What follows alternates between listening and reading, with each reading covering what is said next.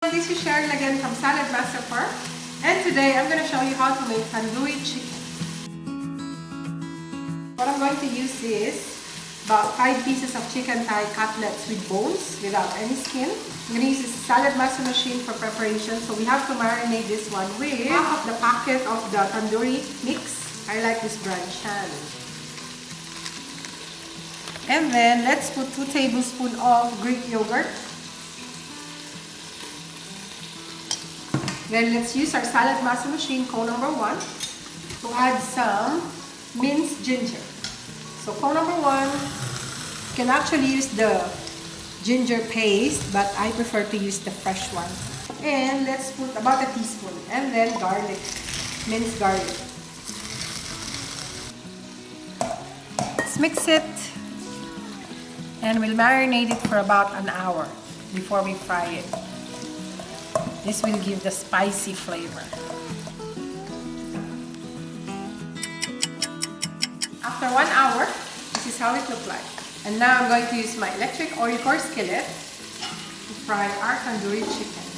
You can use any other cookware, like Saladmaster stovetop cookwares, but the benefit of this, you can set the time and temperature and you can forget about it. So it's very convenient. I preheated the cookware at 230 degrees, and as you normally do when you do frying, you have to test the water.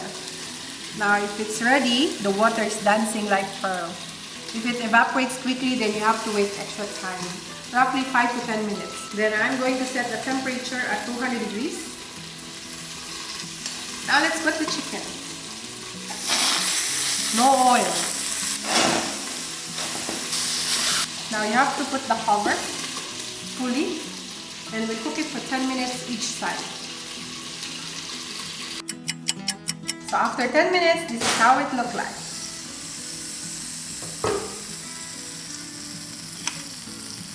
Time to flip the chicken, and we'll cook it again for another 10 minutes. Fully covered. Set the temperature at 200 degrees Celsius and 10 minutes. After 10 minutes, this is how it looks like.